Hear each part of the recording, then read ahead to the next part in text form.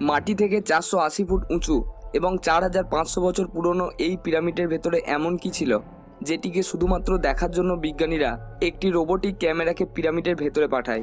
একটি নির্দিষ্ট জায়গায় এসে রোবোটিক ক্যামেরাটি আটকে যায়, কারণ তার সামনে ছিল পাথরের তৈরি একটি দেওয়াল। বিজ্ঞানীরা মেনে নিয়েছিল এই দেওয়ালের পেছনে এমন কিছু রহস্য আছে যা 4500 বছর ধরে লুকিয়ে রাখা হয়েছিল। কিন্তু কি সেই রহস্য তা জানতে বিজ্ঞানীরা ওতপ্রোতভাবে আগ্রহী ছিলেন। তাই তারা ক্যামেরার সামনে একটি ড্রিল মেশিনকে যোগ করে দেন, যেটির সাহায্যে রোবোটিক ক্যামেরাটি দেয়ালের মধ্যে ছিদ্র করতে সফল হয়। অতঃপর বিজ্ঞানীরা এই ছিদ্রের মধ্যে দিয়ে একটি ক্যামেরাকে পাঠায়। ক্যামেরাটি দেয়ালের ওপারে যে দৃশ্যটি রেকর্ড করে তা পূর্ববর্তী 4500 বছর ধরে কোনো মানুষই দেখতে সফল হয়নি। অদ্ভুত খোঁজের আরও একটি নতুন এপিসোডে আপনাদের সকলকে স্বাগত জানাই। বন্ধুরা, আমরা সকলেই জানি ইজিপ্ট বা মিশরকে পিরামিডের দেশ বলা হয়। বর্তমানে মিশরে মোট 138টি উচ্চতা বিশিষ্ট পিরামিড রয়েছে, যেগুলি কয়েক হাজার বছর ধরে আগত সমস্ত রকমের প্রাকৃতিক বিপর্যয়ের সম্মুখীন হয়েছে। কিন্তু তা সত্ত্বেও পিরামিডগুলির বিন্দুমাত্র ক্ষতি হয়নি। বর্তমান সময়ে মিশরের সবথেকে উঁচু এবং বড় pyramid the great pyramid of Giza নামে পরিচিত। এই পিরামিডের ভূমিতলের দৈর্ঘ্য প্রায় 13 একর, যা বিস্ময়করভাবে একত্রিত 9টি ফুটবল ময়দানের আয়তনের থেকেও বেশি। পরিসংখ্যান অনুযায়ী এই পিরামিডের নির্মাণ কার্যে 23 লক্ষ বড় বড় পাথরের ব্যবহার করা হয়েছে, যেগুলির মধ্যে অনেক পাথরের ওজন 50 টনেরও বেশি। হিসাব করলে দেখা যাবে এই পিরামিডের সমগ্র ওজন 60 লক্ষ টনেরও বেশি, যা 12টি বুর্জ খলিফার ওজনের সমান।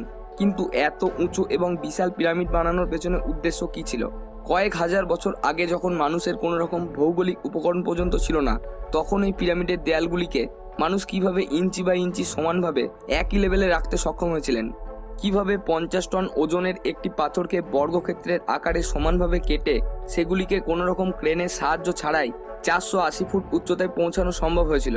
এবং এগুলিকে তৈরি করতে এমন কোন ইঞ্জিনিয়ারদের হাত ছিল যারা এগুলিকে ভূমিকম্প রোধকের সাথে সাথে এগুলির প্রত্যেকটি কোণকে 51.5 ডিগ্রি অ্যাঙ্গেলে সেট করতে সফল হয়েছিলেন?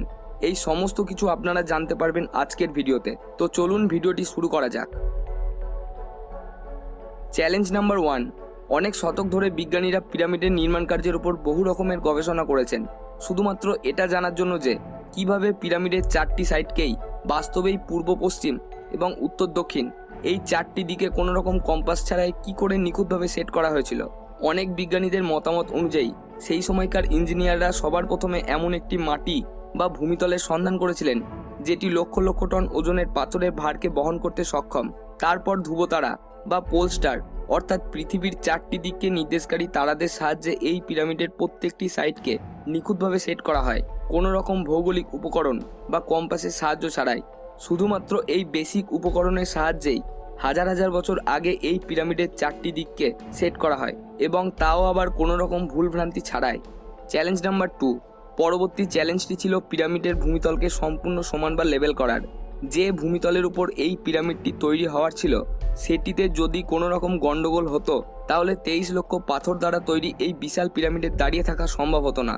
কিন্তু ভূমিতলকে লেভেল করার জন্য সেই সময়কার ইঞ্জিনিয়ারদের কাছে কোনো রকম বৈজ্ঞানিক বা ভৌগোলিক ইনস্ট্রুমেন্ট ছিল না। এক্সপার্টদের মতে কনস্ট্রাকশন সাইটের চারিপাশে গর্ত করে সেখানে জল ঢালা হয়েছিল। তারপর একটি সাইডের জলের লেভেলের সাথে অন্য সাইডের জলের লেভেলকে মাপা হয়েছিল। ভূমিতলের যে সাইডটি জলের লেভেলের সাথে সমান হচ্ছিল না তাকে হয়তো লোহার ছেনি ও হাতুড়ির দ্বারা কেটে লেভেল করা হয়েছিল। তবে আরেক দল বিজ্ঞানী এটা মনে করেন যে প্রাচীন মিশরের মানুষেরা খুবই সাধারণ এই যন্ত্রটি ব্যবহার করেছিলেন। এই যন্ত্রটির দুপাশে দুটি কাঠের ফ্রেম থাকতো, যেটির মধ্যে একটি পাথরকে দড়ির সাহায্যে ঝুলিয়ে রাখা হতো। যদি পাথরটি মাটির সাথে সমানভাবে ঠেকে যেত এবং সেই সময় দড়িটি যদি কাঠের ফ্রেমের ঠিক মধ্যবর্তী রেখায় অবস্থান করত, তাহলে ধরে নেওয়া হতো ভূমিতল একদম সমান লেভেলে রয়েছে। Challenge number 3। এখন পিরামিড কনস্ট্রাকশন সাইটের 4টি দিক, ভূমিতলের লেভেল এবং মার্কিং ইত্যাদি সমস্ত কিছুই সেট ছিল।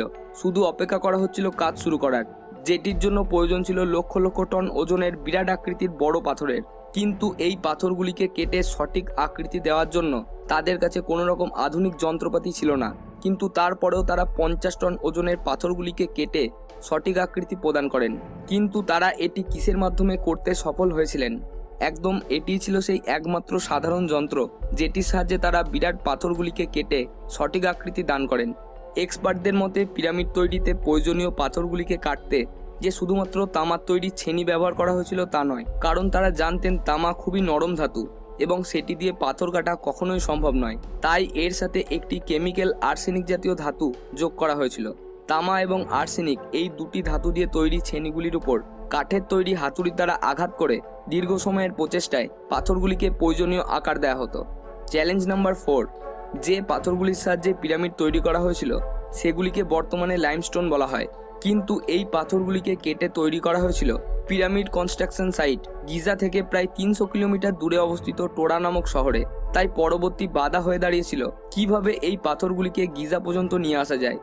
একটি পাথরের ওজন ছিল 50 টন, অর্থাৎ 50,000 কেজি পর্যন্ত, যা প্রায় 3টি বড় প্যাসেঞ্জার বাসের ওজনের সমান। এমনই ওজনের প্রায় 23 লক্ষ বড় পাথর মাত্র একটি পিরামিডের জন্য ব্যবহার করা ছিল। এত ভারী ওজনের কোনো বস্তুকে ট্রান্সপোর্টের মাধ্যমে নিয়ে আসার জন্য সেই সময় কোনো রকমের পশুকেও ব্যবহার করা সম্ভব ছিল না এবং তাদের কাছে কোনো রকম আধুনিক মালবাহী ট্রাকও ছিল না। প্রকৃতভাবে বলতে গেলে বর্তমান সময়েও এত ভারী কোনো বস্তুকে একটি জায়গা থেকে অন্য জায়গায় নিয়ে যেতে গেলে যে কোনো ট্রান্সপোর্ট কোম্পানিকে প্রচুর পরিমাণ অর্থ এবং সময় দুই ব্যয় করতে হবে। বিস্ময়করভাবে এই কাজটি সম্পন্ন করা হয়েছিল প্রচুর পরিমাণ শ্রমিক এবং নৌকার সাহায্যে। টোরা এবং গিজার মধ্যে সংযোগ স্থাপনকারী নদীর সাহায্য নিয়ে এবং বড় বড় নৌকার মধ্যে বিরাট মাপের পাথরগুলিকে বোঝাই করে এগুলিকে কনস্ট্রাকশন সাইটে নিয়ে যাওয়া হতো। তবে এক্সপার্টদের মতে এই কাজটি করা একদম সহজ ছিল না। নৌকার মধ্যে এত বিরাট ওজনের পাথরগুলিকে লোডিং এবং আনলোডিংয়ের জন্য একই সময়ে কমপক্ষে 500 জন শ্রমিকের একটি দলকে কাজে নিযুক্ত করা হয়েছিল। চ্যালেঞ্জ নাম্বার 5, বিজ্ঞানীদের যে দলটি পিরামিডের কনস্ট্রাকশন সাইটে তাদের গবেষণা চালিয়ে যাচ্ছিল তারা এখন তাদের অনেক প্রশ্নের উত্তর পেয়ে গিয়েছিলেন। লাইমস্টোনগুলিকে সঠিকভাবে কেটে আকৃতি প্রদান করা, এগুলিকে ট্রান্সপোর্টের মাধ্যমে আনা ইত্যাদি সমস্ত প্রশ্নের উত্তর তাদের জানা ছিল, কিন্তু একটি প্রশ্নের উত্তর তাদের এখনও জানা ছিল না যে এই পাথরগুলি এত উচ্চতায় কিভাবে একটির পর আরেকটি রাখা হয়েছিল। অনেক বিজ্ঞানীদের মতে পিরামিড তৈরি করার আগেই পিরামিডের নির্মাণকারীগণ পাথরগুলিকে উপরে তোলার ব্যাপারে পরিকল্পনা করে রেখেছিলেন। হয়তো তারা স্পাইরাল ট্র্যাকের মাধ্যমে অথবা জিগজ্যাগ ট্র্যাকের মাধ্যমে পাথরগুলিকে উপরে তুলতে সফল হয়েছিলেন। তবে একথা একদমই সত্যি যে 50 টন ওজনের একটি পাথরকে ওপরে তুলতে কয়েক লক্ষ শ্রমিক লেগেছিল এবং তারা নিজেরাই দড়ির মাধ্যমে সেগুলিকে টেনে উপরে তুলেছিলেন। চ্যালেঞ্জ নাম্বার 6, পিরামিড তৈরি করার ব্যাপারটি শুধুমাত্র যে ভূমিতলের লেভেল পাথর কাটা বা সেগুলিকে উপরে তোলার মধ্যেই সীমাবদ্ধ ছিল এমন না। পিরামিডের ভেতরে অংশের ঘর, সেগুলিতে যাওয়ার রাস্তা এবং আরও অনেক ছোট ছোট সুড়ঙ্গপথ তৈরি করা হয়েছিল। সমস্ত কিছুই ঠিক ছিল, কিন্তু একটি রহস্য বিজ্ঞানীদের অবাক করে তোলে এবং সেটি হলো পিরামিডের ভেতরের কম্পার্টমেন্টগুলিতে যে পাথর ব্যবহার করা হয়েছিল তা লাইমস্টোন ছিল না, বরং সেগুলি ছিল গ্রানাইট পাথর। বর্তমান পৃথিবীতে গ্রানাইট এমন একটি পাথর যা সবথেকে শক্ত পাথর হিসেবে পরিচিত। বর্তমান সময়েও গ্রানাইট পাথরকে কোনো রকম আধুনিক মেশিন ছাড়া কাটা অসম্ভব। সমগ্র পৃথিবী থেকে আগত বিখ্যাত প্রত্নতাত্ত্বিক বিশেষজ্ঞরা পিরামিডের ভেতরে গিয়ে নানা রকম গবেষণা করেন, কিন্তু তারা কোনোভাবেই এর উত্তর পায়নি যে আজ থেকে 5000 বছর আগে প্রাচীন মিশরীয়রা কিভাবে গ্রানাইট পাথরকে এত সুন্দরভাবে কাটতে সফল হয়েছিলেন। কিন্তু বহু বছরের গবেষণার পর বিজ্ঞানীরা এই রহস্যকেও ভেদ করতে সফল হন। প্রাচীন মিশরীয়রা এত সুন্দরভাবে গ্রানাইট পাথরকে এমন একটি যন্ত্রের সাহায্যে কেটেছিলেন যার কোনো দাঁতই ছিল না।